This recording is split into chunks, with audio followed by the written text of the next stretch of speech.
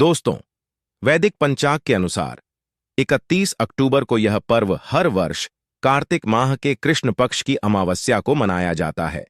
2024 दीपावली के दिन करीब 400 वर्षों बाद एक दिव्य और दुर्लभ संयोग बनने जा रहा है, क्योंकि इस दिन साल की सबसे बड़ी अमावस्या पड़ने जा रही है। दोस्तों, इस दीपावली के दिन पड़ रही है, जिस वजह से इस दिन 3 बड़े योगों का निर्माण हो रहा है, जो कि है धन लक्ष्मी योग, अमृत सिद्धि योग और गज केसरी योग।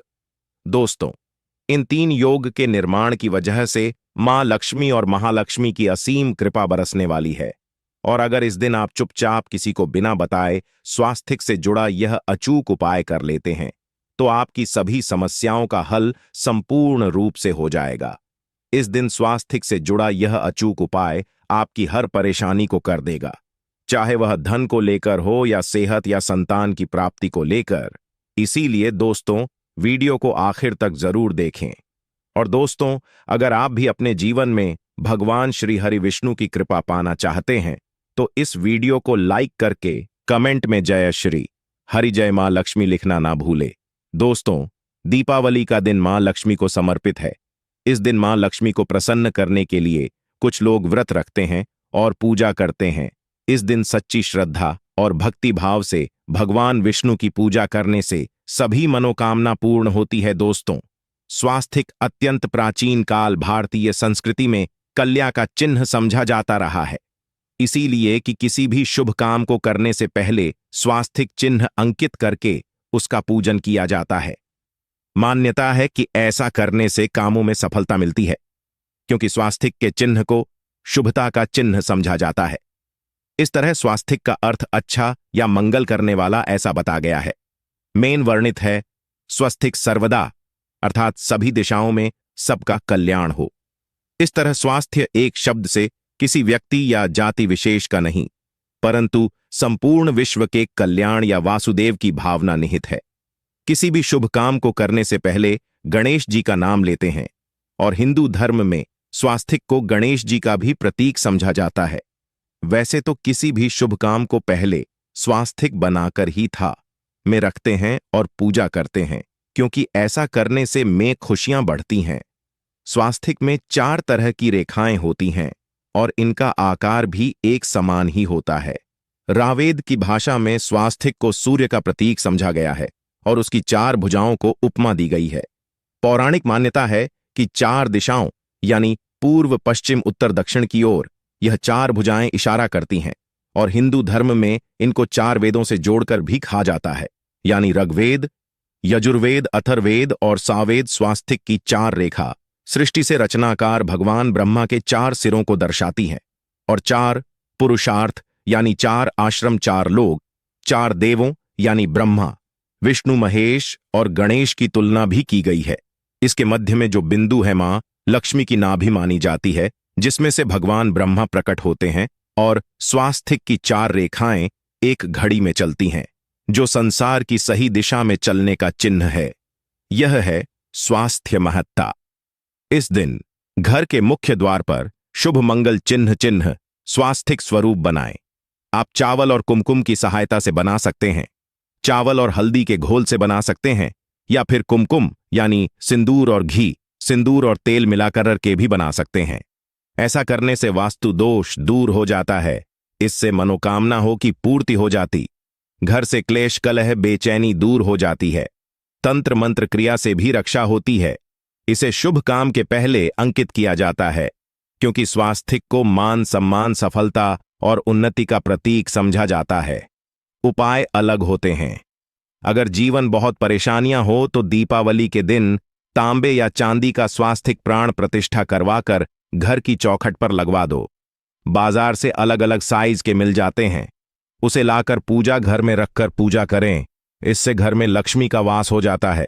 लक्ष्मी प्राप्ति हेतु चांदी का स्वास्थिक नवरात्रों में भी लगाया जाता है, परंतु सबसे अच्छा है कि सिंदूर और घी या तेल मिलाकर के यह, या फिर चावल और हल्दी के घोल से बना दे के मुख्य द्वार पर स्वास्थिक बनाते हैं तो ज्यादा बड़ा मत बनाइए। 9 अंगुल से बड़ा बिल्कुल नहीं होना चाहिए। 3-4 अंगुल का बनाइए, यह उत्तम होगा। अगर आपके घर के सामने पेड़ या खंभा है तो वास्तु दोष उत्पन्न होता, ऐसे में वास्तु दोष के प्रभाव को स्वास्थिक रोकता है। स्वास्थिक का चिन्ह देवता को प्रसन्न करने के लिए खासकर बनाया जाता है। अमावस्या तिथि पर आप थाली में या चौकी पर स्वास्थिक बनाकर उस पर मूर्ति करते हैं तो देवता प्रसन्न हो जाते हैं। आप चाहे तो घर के मंदिर में इष्ट देवता के पास स्वास्थिक का चिन्ह रख सकते हैं। तो दोस्तों, स्वास्थिक के कौन कौन से उपाय घर में लाते हैं, धन प्राप्ति कराते हैं, जानते हैं इस वीडियो में।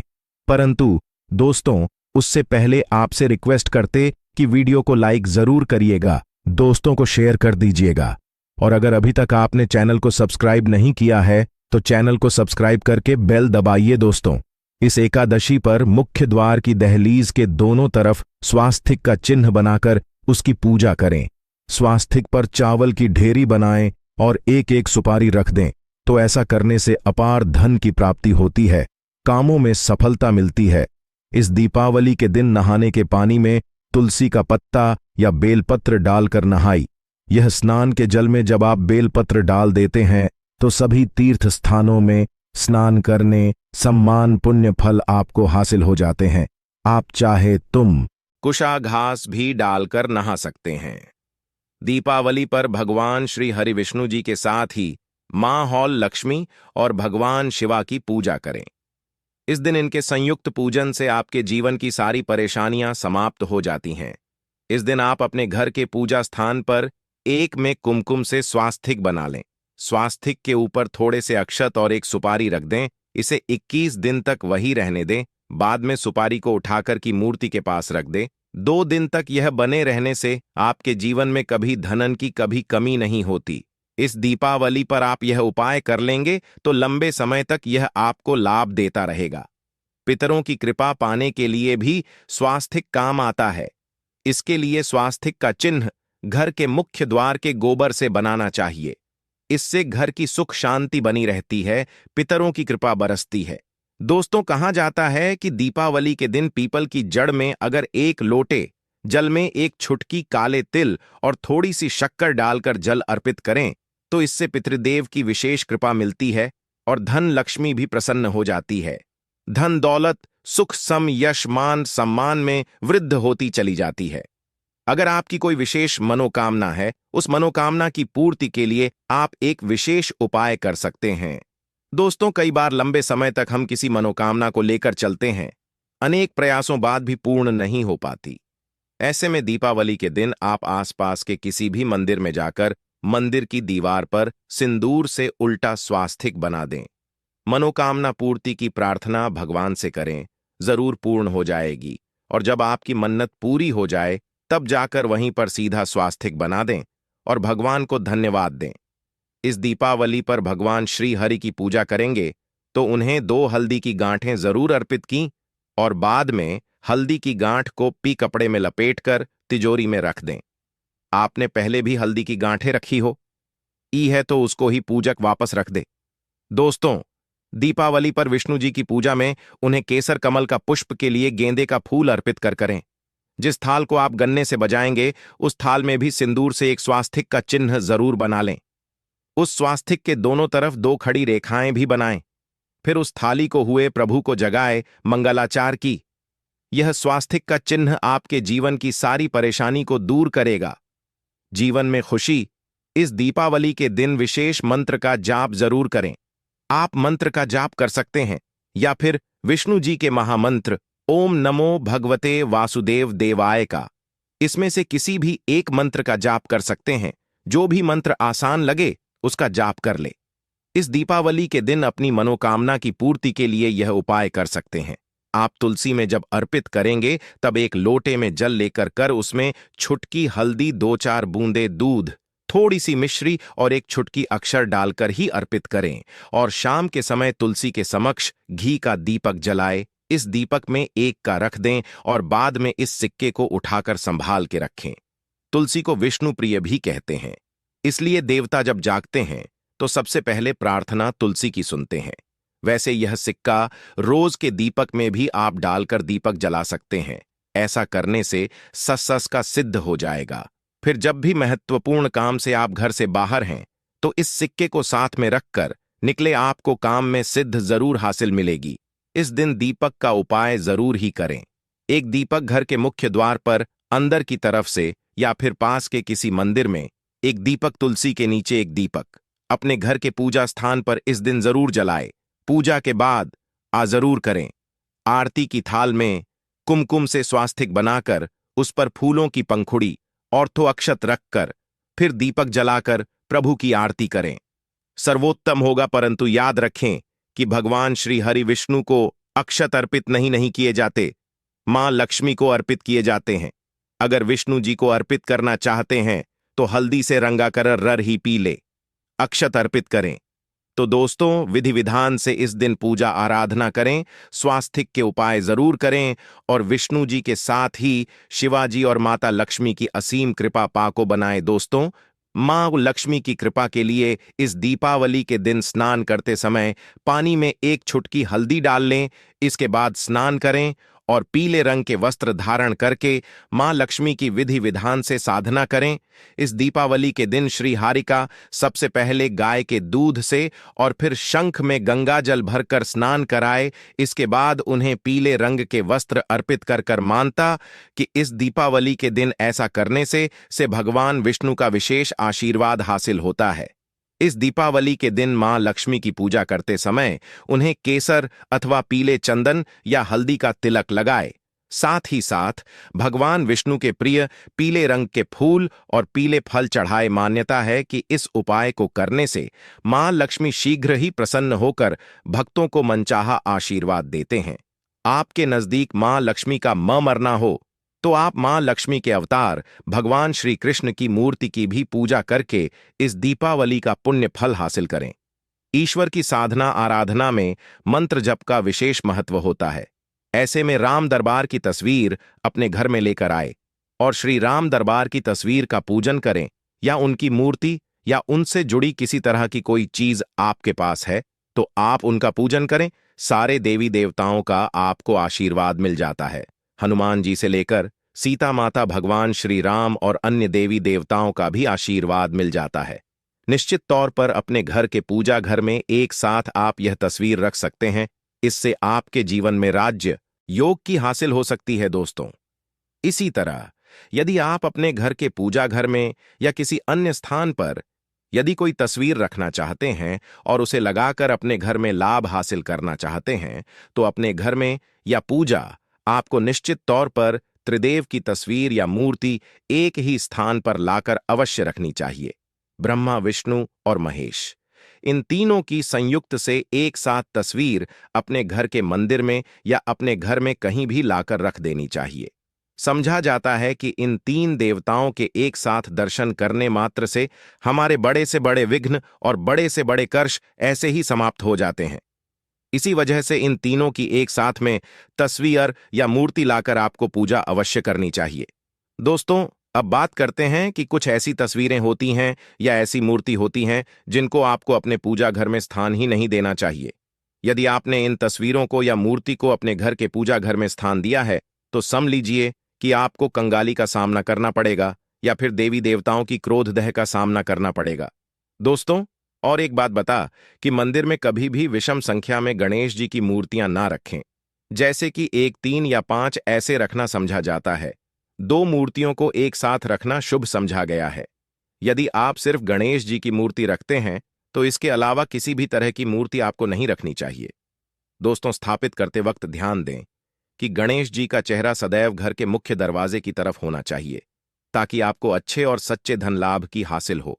और इस बात का ध्यान रखें कि घर में अंगूठे से बड़े आकार का शिवलिंग आपको भूलकर भी नहीं रखना चाहिए। सदैव एक छोटा सा शिवलिंग रखें और इससे ज्यादा शिवलिंग नहीं रखने चाहिए। दोस्तों, वैसे तो कोई अपने घर में शिवलिंग रखना ही नहीं चाहिए। उसके बाद भी यदि रखते हैं तो अंगूठे से बड़े आकार का शिवलिंग आपको नहीं रखना चाहिए। आप छोटा शिवलिंग रख दें और ध्यान रखें कि एक से ज्यादा शिवलिंग आपको भूल कर भी नहीं रखने हैं। घर में यदि आप शिवलिंग रखते हैं तो शिवलिंग के ऊपर आपको तुलसी भूलकर भी अर्पित नहीं करनी चाहिए।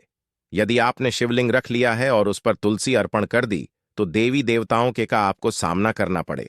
दोस्तों, मंदिर में यदि आप जी की तस्वीर रखना चाहते हैं, आप हनुमान जी के अनन्य भक्त हैं, तो बैठे हुए हनुमान जी की मूर्ति ही रखें। उन्हें शिव का 11 रुद्र अवतार समझा जाता है, इसलिए उनकी भी शिवलिंग की तरह ही मूर्ति रखें। साथ ही जो पति पत्नी होते हैं, नए वैवाहिक जीवन की शुरुआत करते हैं, तो हनुमान जी की मूर्ति या तस्वीर को अपने कमरे में, अपने बेडरूम में आपको भूलकर भी नहीं रखनी चाहिए। अन्यथा इससे जीवन कई तरह के दोषों का सामना करना पड़ता है दोस्तों। हनुमान जी ब्रह्मचारी हैं, तो इस आपको अवश्य ध्यान रखना चाहिए दोस्तों। राधा कृष्णा की मूर्तियों को यदि आप जैसे अपने क्षण कक्ष में सोते हैं और उन्हें आपके बेर के सामने की तरफ रखा है, जैसे कि आप सुबह उठे और आपको उठते ही पहले उनके दर्शन हो जाएं, तो समझ लीजिए कि आपका जीवन मालामाल होने वाला है। किसी भी तरह का कोई दोहक धन की चिंता आपके जीवन में रहेगी। दोस्तों, इसी तरह यदि माता दुर्गा की तस्वीर आप अपने घर में लेकर आना चाहते हैं और चाहते हैं कि माता दुर्गा की तस्वीर के माध्यम से आप जीवन में समृद्ध देखें, तो दोस्तों, भूलकर भी आपको माता दुर्गा की क्रोधित अवस्था की तस्वीर, जैसे कि महाली की तस्वीर या फिर महिषासुर का वध करते हुए या क्रोधित अवस्था में माता लक्ष्मी की, माता दुर्गा की तस्वीर लाकर आपको उनकी पूजा नहीं करनी चाहिए दोस्तों। सदैव और सुंदर मुख वाली तस्वीर ही अपने घर के अंदर लाकर पूजा करनी चाहिए। इसे बहुत ही शुभ और मंगलकारी समझा जाता है। दोस्तों, इस बात का ध्यान रखें कि यदि आप अपने घर में मूर्तियां रखते हैं, तो आपको इन पर भूलकर टूटे चावल नहीं चढ़ाने चाहिए, और बेहतर होगा कि आप हल्दी में चावल को पीला करके ही वह चावल चढ़ाएं। किंतु टूटे हुए चावल आपको भूलकर भी माता लक्ष्मी को या अपने घर में देवी देवता नहीं चढ़ाने चाहिए दोस्तों। इसी तरह इस बात का भी ध्यान रखें कि अपने घर के मृत परिजनों की या पूर्वजों की तस्वीर मंदिर में स्थापित न करें। ऐसा करना अशुभ समझा जाता है, और यदि आप ऐसा लगातार कर रहे हैं तो निश्चित तौर पर आपके परिवार के ऊपर दोष लग सकता है। पितरों का भी दोष सकता है। पितरों की पूजा एक अलग स्थान पर की जाती है, घर के मंदिर में उनको स्थापित नहीं किया जाता है दोस्तों। इसी तरह भगवान भैरव की तस्वीर या भगवान शनिदेव की, राहु केतु की, इस तरह की तस्वीरें अपने घर में नहीं लेनी चाहिए। प्रतीकात्मक रूप से आप घर के पानी रखने के स्थान पर उनकी पूजा कर सकते हैं, क्योंकि इनकी साधना तंत्र मंत्र और खास पद्धति से की जाती है। घर के अंदर आप ऐसे ही इनका पूजा पाठ नहीं कर सकते। तो दोस्त, आज के लिए बस इतना ही आपसे निवेदन है कि आप हमारे चैनल को सब्सक्राइब करें और अपने दोस्तों के साथ शेयर करें। आप सभी का धन्यवाद।